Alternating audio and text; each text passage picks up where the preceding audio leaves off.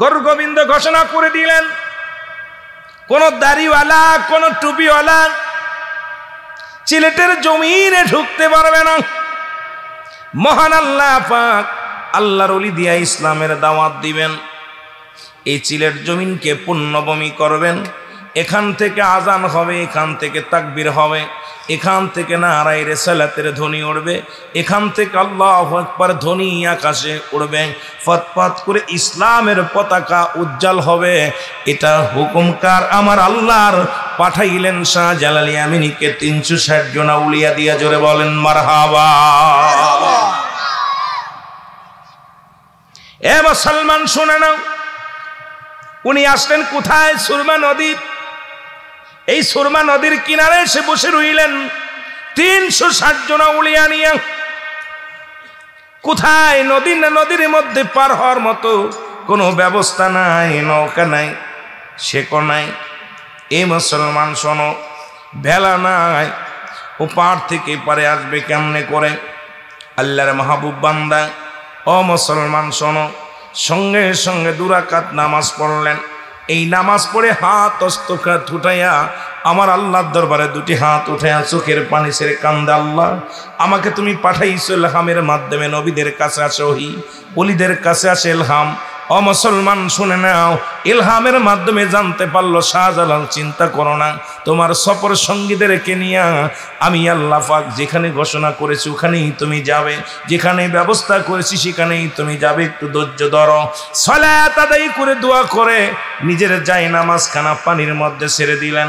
ও মুসলমান শুনে না, 1 জন নয় 2 জন নয় 360 জন আউলিয়া সুরমা নদী পার হলেন সেদিন জায়নামাজে ভর করে। জোরে বলেন মারহাবা। যেখানে বাংলাদেশের জমিনে কিছুদিন আগে পাটুরিয়া ঘাটে দেখলেন 9টা ট্রাক নিয়ে যানবাহন নিয়ে ফেরি তলা গেছে, যেখানে বড় বড় লঞ্চগুলো তলা যায়, বড় বড় জাহাজগুলো পানির ভিতরে তলিয়ে যায়। কিন্তু শাহজালাল আমিনী কাল্লা এমন পাওয়ার, এমন ক্ষমতা আল্লাহ দান করেছিলেন। 360 জন আউলিয়া নিয়ে সুরমা নদী পার হলেন। এখানে আসলেন, তাকবীর দিলেন, নারায়ে তাকবীর, আল্লাহু আকবার, নারায়ে রিসালাত ইয়া রাসূলুল্লাহ। এই ধ্বনি যখন দিলেন, আজান যখন শুরু করলেন, প্রথম যখন শাহজালাল আমিনী আজান দিলেন, এই জমিনের মধ্যে গরু গোবিন্দর দালান কোঠাগুলো থরথর করে কাঁপতে লাগলেন। ও মুসলমান শুনে নাও, শুধু এখান থেকে আজানের ধ্বনি শুরু হয়ে গেল। শুধু তাই নয় মুসলমান, লম্বা আলোচনা নয়, অল্প একটু কথা বলে আমি আলোচনায় ফিরে যাই। শুধু তাই নয়, যেখানে সিলেটের জমিনে কোনো গরু জবাই করা চলতো না, যেখানে কোনো ঈদের নামাজ ছিল না, মুসলমান জুম্মার নামাজ ছিল না, যেখানে কোনো মসজিদে আজান চলতো না, আল্লাহর ওলির আগমনে এই সিলেট ভূমিকে ও মুসলমান শুধু তাই নয়, ওই শুনেছিলেন কোথায়? এক গরু জবাই করার কারণে সন্তান জবাই করে দিল। তারা গো পূজা করতেন। মুসলমান গরু জবাইয়ের জন্য তারা মানুষ পূজা, মানুষ কি করলেন? মানুষকে হত্যা করলেন।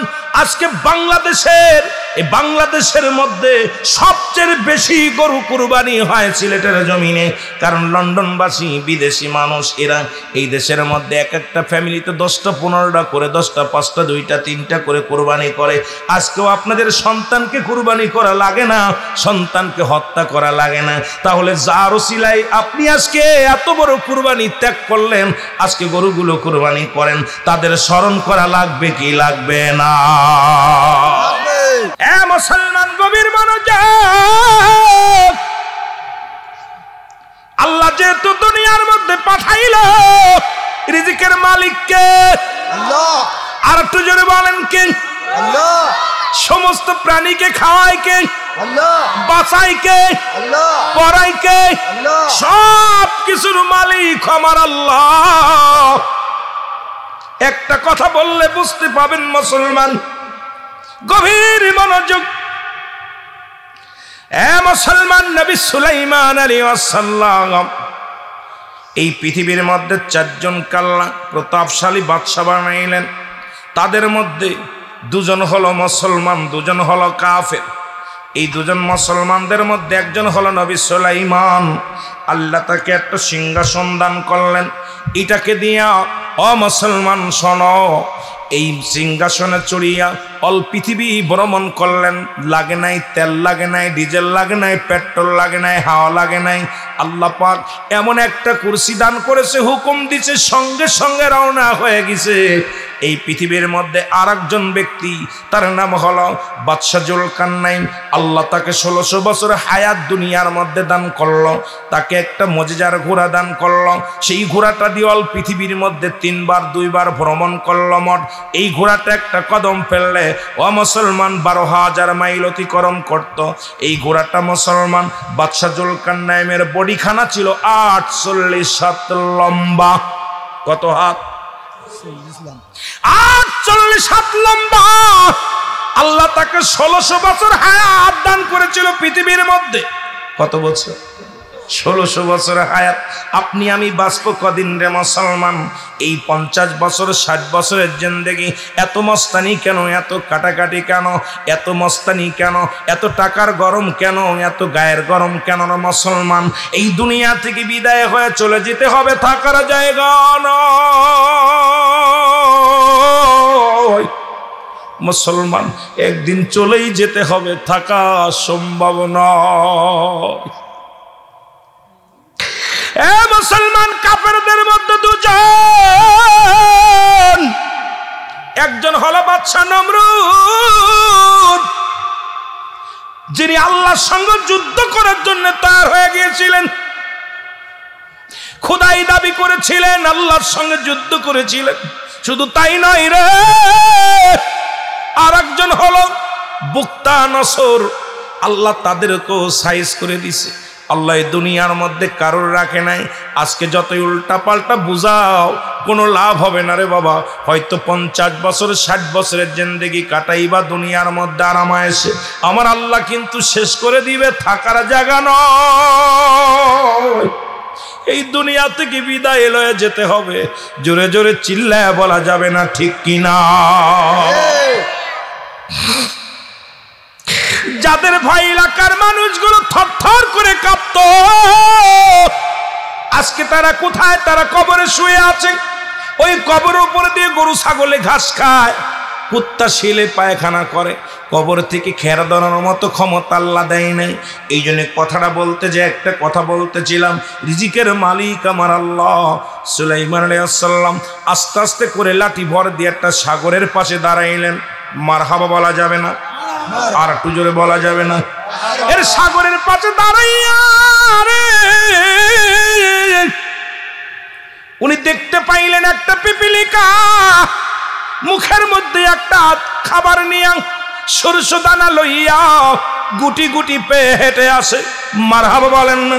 মারহাবা। নবী সুলাইমান চিন্তা করে, আরে ছোট্ট প্রাণীটা এত কষ্ট করে খাবারটা গালের মধ্যে নিয়ে, শস্য দানাটা মুখের মধ্যে নিয়ে রওনা হয়ে গেছে সাগরের দিকে। মনে হয় পিপাসা লাগছে, পানি খাবে। আর সাগরের পানি কেমনে খাবে? বড় প্রেশানির মধ্যে আছে। হঠাৎ উনি তাকায় তাকায় দেখতে লাগলেন, হঠাৎ উনি পিপিলিকাটা দাইয়া সাগরের কোণে দাঁড়াই রইলেন। সাগরের ভিতর থেকে একটা ব্যাঙ লাফ দিয়ে উঠে আসলেন, হা করলেন, হা করলেন। হা করার সঙ্গে সঙ্গে পিপিলিকাটা গালের মধ্যে চলে গেলেন। এবার আবার ব্যাঙটা লাফ একটা ডুব দিয়া সাগরের মাঝখানে চলে গেলেন। জোরে জোরে চিল্লায় বলা যাবে না মারহাবা? সুলাইমান নবী দেখতে লাগলেন ঘটনাটা কি, পিপিলিটা কেন গালের মধ্যে গেল, ব্যাঙটা কই থেকে উঠে আসলো। আবার এই ব্যাঙটা আবার সাগরের মধ্যে ডুব দিয়ে চলে গেল। কিছুক্ষণ বসা পর দেখে আবার ব্যাঙটা লাফ দিয়ে সাগর থেকে উঠলেন, উঠিয়া হা করলেন, পিপিলিকাটা বাইর হয়ে গেলেন। এবার আল্লাহর নবী সুলাইমান আলাইহিস সালাম ডাক দেয়, পিপিলিকা দাঁড়াও, তোমার সামনে কিছু কথা আছে। পিপিলিকা দাঁড়ায় আছে।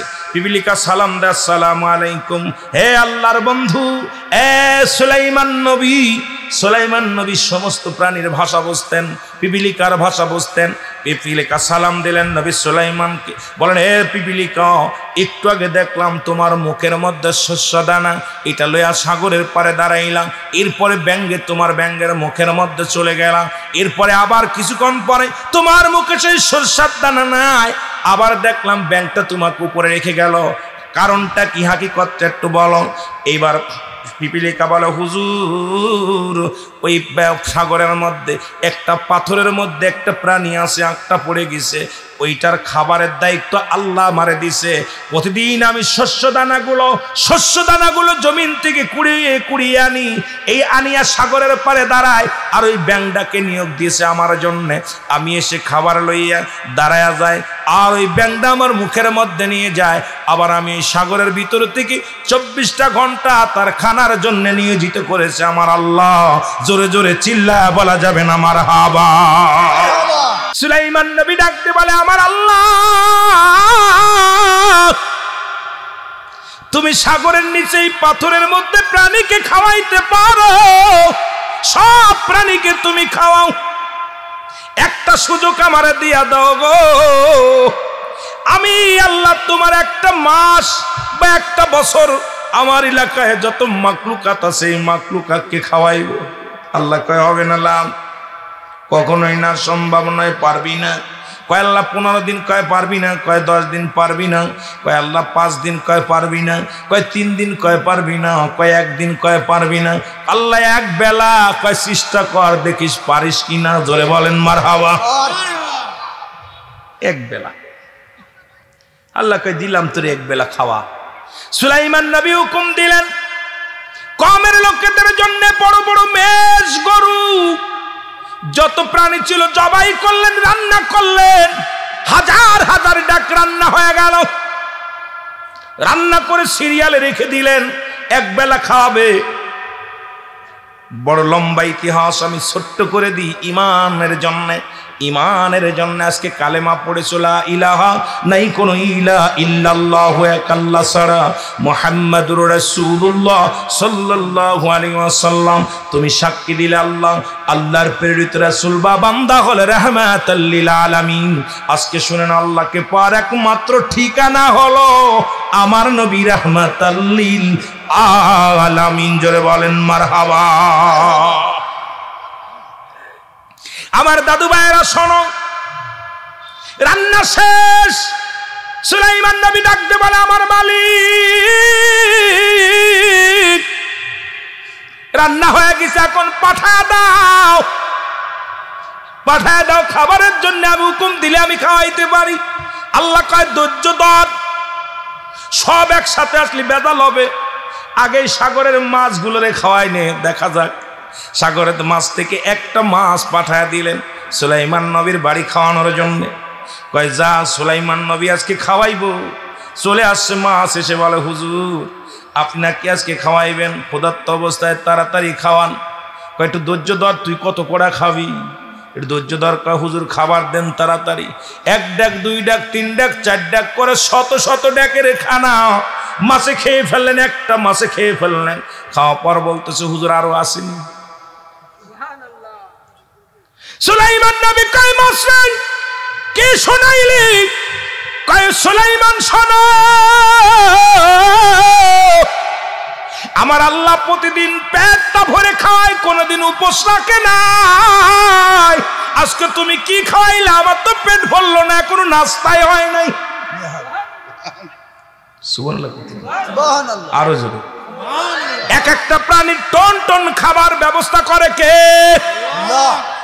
সুদখোরেরা শোন, ঘুষখোরেরা শোন। হয়তো ঘুষ খায়া সুদ খায়া সন্তান লালন পালন করবি, ভালো বাড়িতে রাখবি, ভালো গাড়িতে চড়াইবি, কিন্তু একদিন মনে রাখবি সব কিছুর মালিক আমার আল্লাহ। চূন্য বিচ্ছিন্ন করে দিবে আমার আল্লাহ। আল্লাহ কয় কুল্লুমান আলাইহা ফান, সব কিছু শেষ করে দিবে আমার আল্লাহ, সব কিছু চূন্য বিচ্ছিন্ন করে দিবে আমার আল্লাহ। আল্লাহ কয় জমিনের মাটিগুলো আমি রাখবো না, এই জমিনের মাটিগুলো পুড়ে হয়ে যাবে তামা, এই জমিনের পানিগুলো পুড়ে হয়ে যাবে ছাই। এই পৃথিবীর মধ্যে কিচ্ছু বলতে কিচ্ছু যেদিন থাকবে না, সেদিন থাকবে শুধু আমার আল্লাহ। জোরে জোরে চিল্লায় বলা যাবে না মারহাবা। কুল্লু মান আলাইহা ফান, সব শেষ করে দিবে কে? আল্লাহ। সুলাইমান নবী লজ্জা পাইল।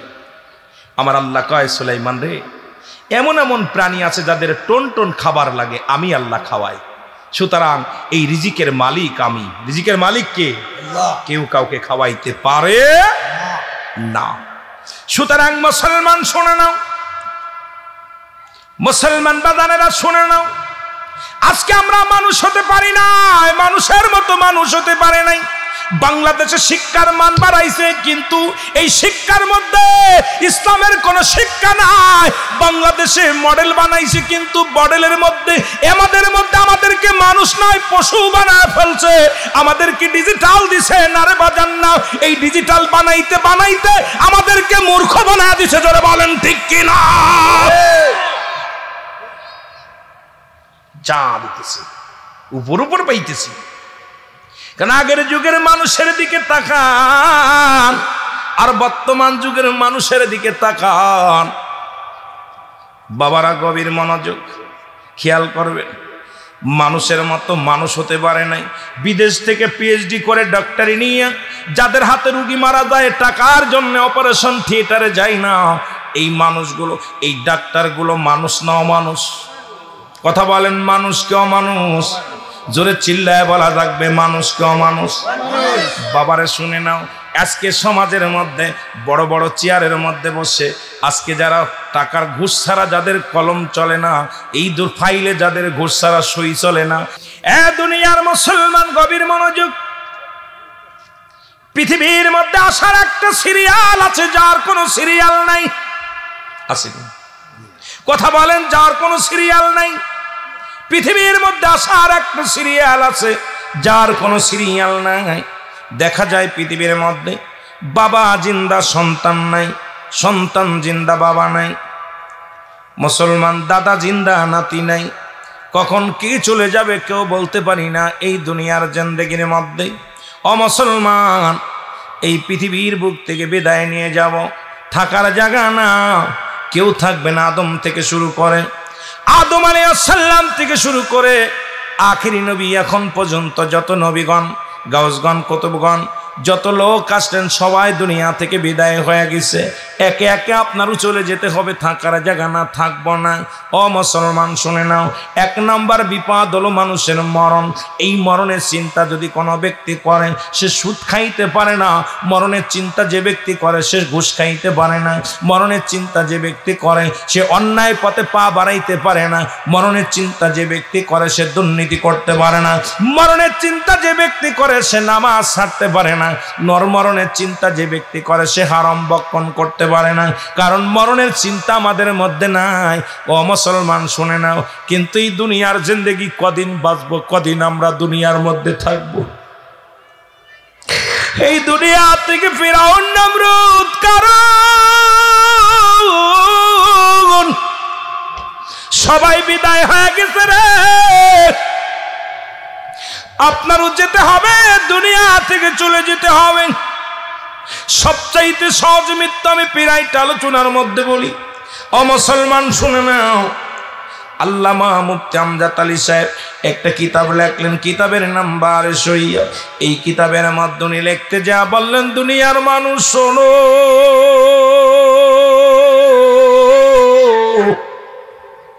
70টা তাজা উটের গায়ের চামড়া জবাই না করিয়া উল্টো দিকে টান দিয়া লবণ আর মরিচ লাগায় দিলে যতটুক যন্ত্রণা হয়, এর চাইতে 70 গুণ যন্ত্রণা হলো একটা সাধারণ মৃত্যু। এখন আমরা মরণকালে অনেকে পায়খানা করে দিই, অনেকেই প্রস্রাব করে দিই, অনেকের জিহ্বা বাইর হয়ে যায়, অনেকে মুসলমান চোখ দুটি বড় বড় হয়ে যায়। তাদের মরণটা কত কঠিন রে মুসলমান। এই দুনিয়ার মধ্যে সব রোগের ওষুধ পাইলাম, মরণ রোগের ওষুধ নাই। এই মরণ রোগের ওষুধ নাই রে, কোনদিন সম্ভব নয়। যেখানেই থাকো না কেন তোমার বিদায় হয়ে যেতে হবে গো। এ ভাই, তোমাকে আমাকে বিদায় হয়ে যেতে হবে, এই পৃথিবীর মায়া ছেড়ে চলে যেতে হবে। থাকার জায়গা না, থাকবো না। আল্লাহ দয়া করে মায়া করে আমাদের এই মরণটা তুমি সহজ করে দিও। জোরে বলেন ঠিক কিনা? আর একটু জোরে জোরে চিল্লায় বলেন আল্লাহু আকবার। আমি আপনাদের কাছে করজোরে দাবি করব মুসলমান, এই জন্য আজ থেকে নামাজ ছাড়বেন না, আজ থেকে আপনারা অন্যায় করবেন না, আজ থেকে দুনিয়ার মধ্যে হারাম জিনিস ভক্ষণ করবেন না। কারণ আপনার এই আত্মা আপনার সাক্ষী দিবে, বিরোধী করবে।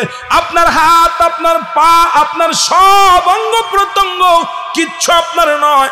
আপনার ছেলে আপনার নয়, আপনার মেয়ে আপনার নয়, আপনার প্রতিবেশী আপনার নয়, আপনার বিবি আপনার নয়, আপনি তো নিজেই তো আপনার নিজের নয়। কারণ এই দুনিয়ার মধ্যে সম্পদ খাবে লোকে, আপনার দেহ খাবে পকে। সুতরাং এই দুনিয়ার মধ্যে হারাম খায়া দেহ বানাইলেন, এই দুনিয়ার মধ্যে সুদ ঘুষ খায়া দেহ বানাইলেন। ও মুসলমান শুনে নাও, পৃথিবীর মধ্যে মুসলমান একজন ব্যক্তি দুনিয়ার মধ্যে সুদখোর ছিলেন, নাম তার হাবিব। যখন আলোচনা শুনতে এসে ও মুসলমান উনি ঈমান আনলেন, আল্লাহ তারে আল্লাহর ওলি বানায়া দিছে। জোরে জোরে চিল্লায় বলেন মারহাবা। সুদখোর হাবিব একজন যুবক, চক্রবৃদ্ধি সুদ খাইতেন।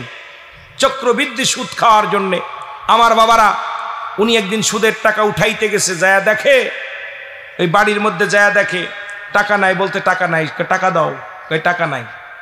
ছোট ছোট মাসুম বাচ্চাগুলো ক্ষুধার জন্য কাঁদতেছে, অজার নয়নে কাঁদতেছে।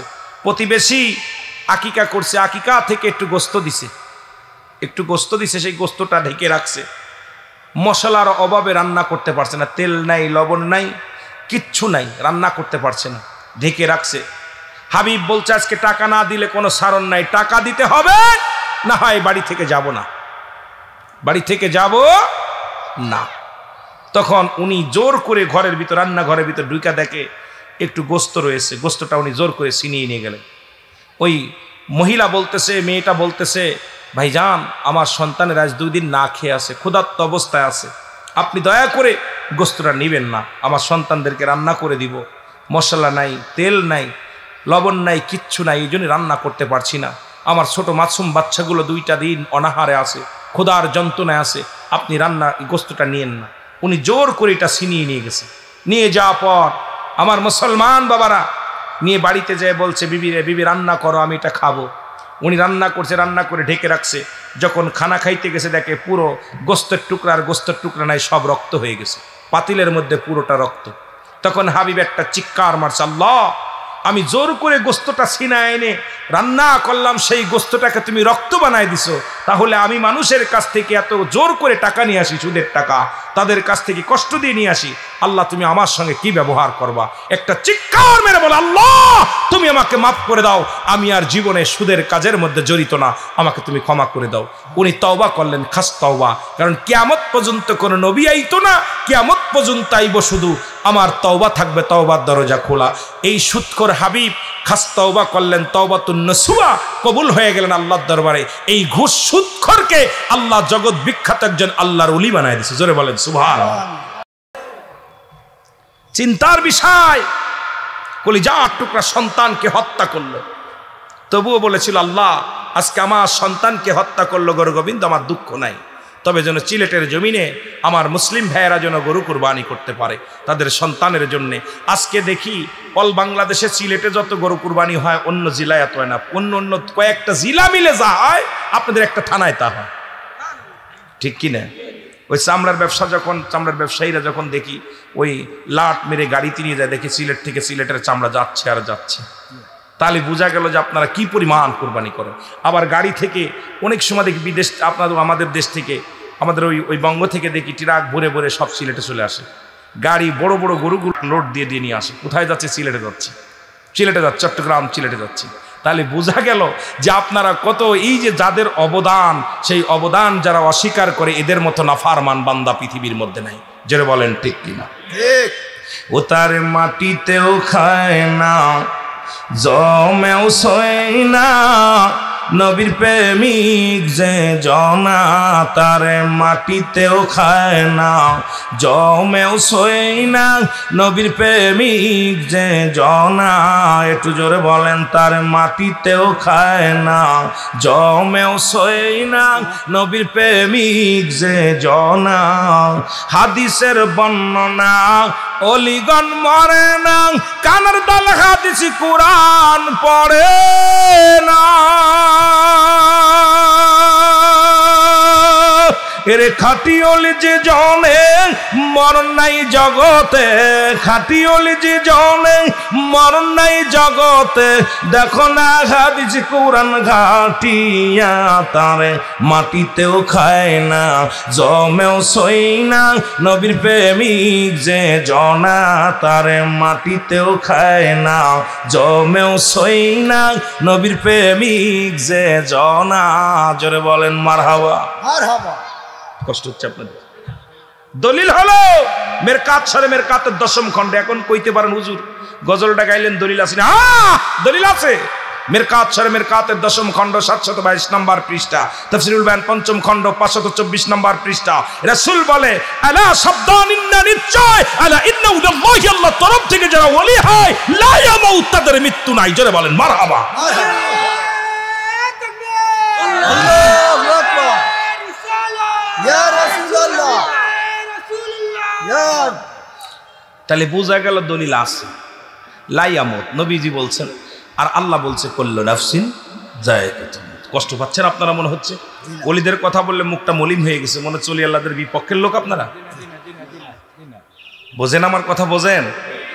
আরে আমাদের ওদিকে এরকম তো ভাগ্যবান না আমরা, ভাগ্যবান না এত ওলি আগমন করিনি। আসতে পথে কত ওলি দেখলাম সাইনবোর্ড লাগানো, কিন্তু বর্তমান বাংলাদেশের ম্যাপ অনুযায়ী 1,88,000 পীর আছে। কত লক্ষ? কত লক্ষ? 1,88,000 পীর ব্যবসায়ী আছে। ব্যবসায়ী পীর। ওই শাহজালালের অভাব, শাহপরানের অভাব। এই জন্য অভাব, কারণ এখন আপনাদের দেশে, আমার দেশে বাংলাদেশে এখন আপনার কি বাড়া শরীফ থেকে শরীফা হয়ে যাচ্ছে। ওই শাহজালাল যদি থাকতো শরীফ থেকে শরীফা হতো না। জোরে বলেন ঠিক কিনা? ওরকম একটা বীরের দরকার। যেটা বলেন ঠিক কিনা? এরকম একটা বীরের দরকার, এরকম একটা আল্লাহর ওলির দরকার। এই জন্যই বললাম গত ম্যাপ অনুযায়ী, মানে আপনারা যে স্মার্ট কার্ড পেয়েছি, বাংলাদেশে স্মার্ট কার্ড হয়েছে না, এই কার্ডধারী ব্যবসা হয়েছে এখন। আপনারা বলতে পারেন রুহুল আমিন ভাই আপনি কেমনে জানলেন যে এত লক্ষ পীর আছে? এটা দ্বারা বোঝা হয়ে গেল ওই স্মার্ট কার্ডের ভিতর যদি কৃষক থাকে পিসা কৃষক, মেম্বার থাকলে পিসা মেম্বার। কি মেম্বার ভাই? পিসা কি ব্যবসায়ী, পিসা কি চাকরি, বেশক পিসা কি এগুলো স্টুডেন্ট। হ্যাঁ ঠিক আছে, তো লেখা আছে পিসা কি পীর ব্যবসায়ী। পীর পীর কথা বুঝিনি। পিসা কি আমরা ওয়াজ দিছি, আমার আমার আমার আমার আইডি কার্ডে দিছি পিসা কি বক্তা। বক্তা, তাই কত হাজার বক্তা। এটা দ্বারা এখন ওই মন্ত্রণালয় থেকে প্রকাশ করেছে যে বর্তমান বাংলাদেশে 1,88,000 পীর আছে।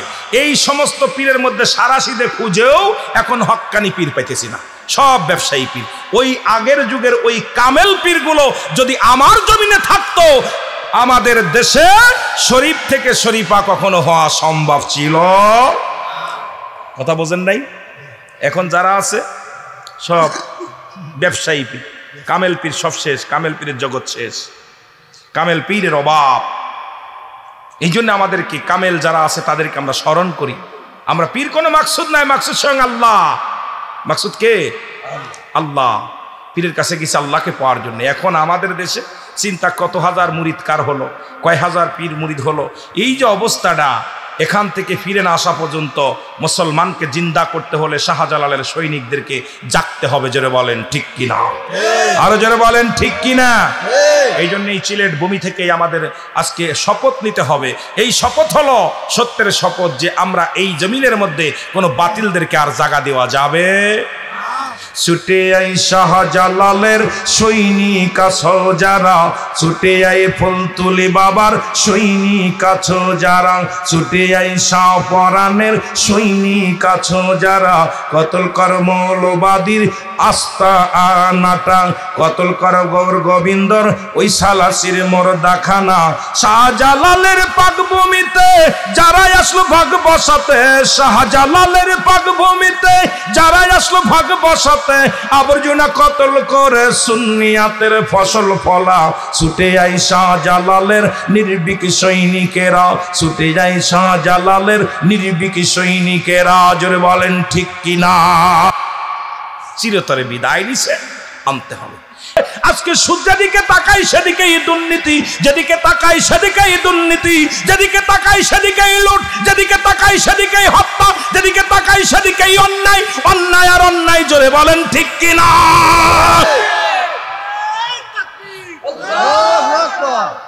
দুর্নীতি অবস্থা আমার দেশে।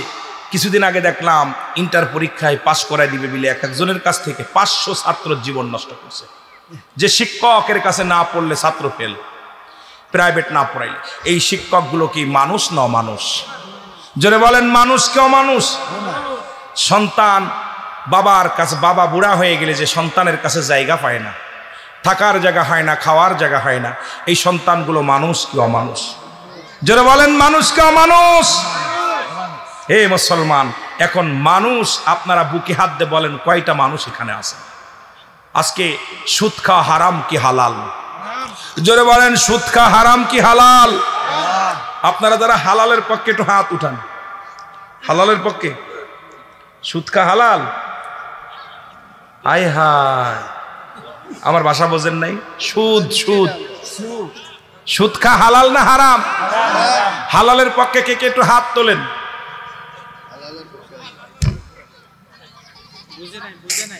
বোঝে না তো তাও বোঝে না। হারাম। আমি বলছি হালালের পক্ষে কে? হাত উঠাই দিলেন। কেমনে হলো? ঘুষ খাওয়া হারাম না হালাল? ঘুষ খাওয়া হারাম না হালাল?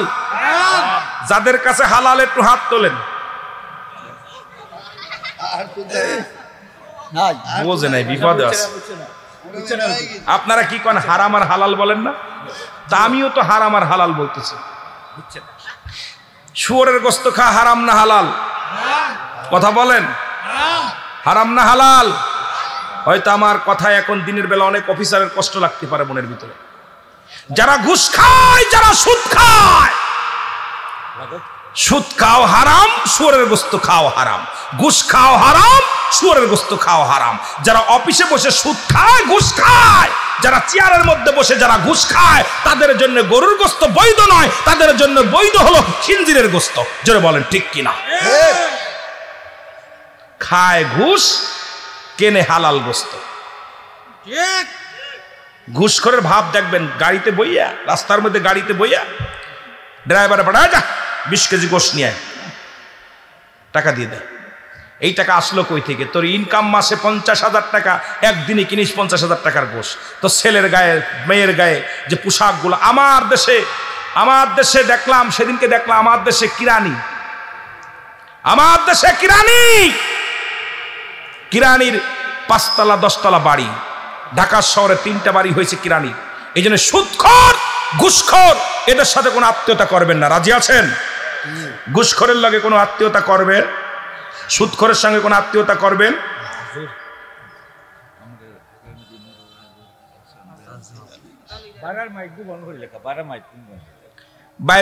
বাইরের গুলো বন্ধ করছেন? হ্যাঁ, মার হাবা বলেন। আপনাদের কাছে অনুরোধ করব, কোনো সুদখোরের সঙ্গে কোনো আত্মীয়তা করবেন না, কোনো ঘুষখোরের লগে, জিনাখোরের লগে আত্মীয়তা করবেন না। রাজি আছেন? জোরে বলেন রাজি আছেন? আমার ভাইয়েরা, আমি একটা এলহাম শুনেছি, এই জন্যে আপনাদের কথা বলতে গেলে, রিজিকের মালিক তো আল্লাহ। একটা ফয়সালা হয়ে যাবে। লন্ডন প্রবাসী আপনারা, এলাকার মানুষগুলো দ্বিতীয় লন্ডন বলে আপনাদের সিলেটকে।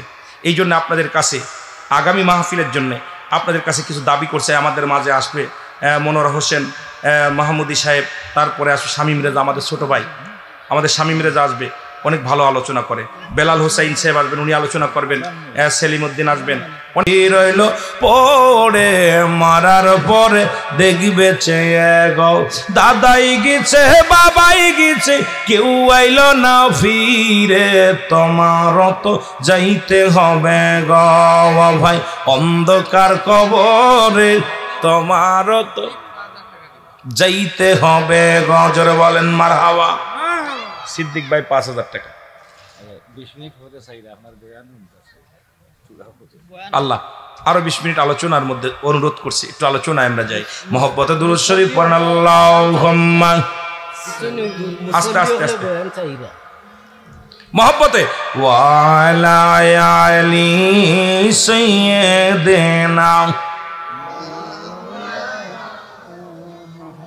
আরো জোরে বলেন আজকে এখানে যারা আছেন, আজকে যারা এখানে আছেন, আমি আপনাদের কাছে আমার দাবি একটা করজোরে দাবি থাকবে যে এই পথে যারা আছেন এখান থেকে তওবা করবেন যে আল্লাহ আমি আজ থেকে আর সুদ খাবো না, আজ থেকে আর ঘুষ খাবো না।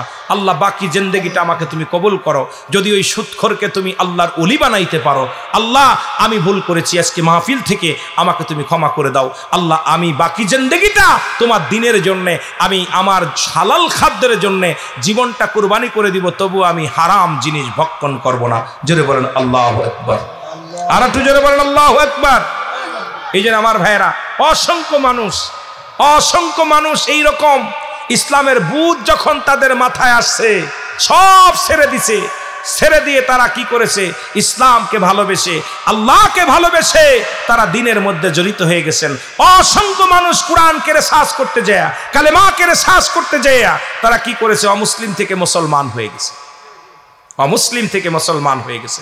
আর আমার দেশের মুসলমানগুলো সেই কোরআনের প্রতি অপব্যবহার করে, কোরআনকে অপব্যবহার করে, কোরআনকে অপব্যাখ্যা দেয়, হাদিসকে অপব্যাখ্যা দেয়। আজকে সমাজ জাতিকে বাঁচার জন্য অমুসলিমেরা মুসলমান হয়, আর আমার দেশের কিছু নালায়েক বান্দা সেই কোরআনের প্রতি তহমাত দেয়, হাদিসের প্রতি তহমাত দেয়। এই জন্য আমাদেরকে ফিরে আসার দরকার আছে কিনা? জোরে বলেন আছে কিনা? আমার ভাইয়েরা, সুতরাং আপনাদের কাছে আলোচনা করার, এখন আজান পড়ছি, সাইডে আজান, নামাজ পড়বেন। নামাজের জন্যে, নামাজের পরই তো আপনাদের নামাজের জন্য আপনাদেরকে বিরতি থাকবে। আমি আপনাদের কাছে একটা দাওয়াত দিই। সেই দাওয়াতটা হলো সামনে মহাপবিত্র বিশ্ব পরশ্বরী বিশ্ব জাকের মঞ্জিলে আমার এক জাকের ভাই উনি দাওয়াত দিছেন।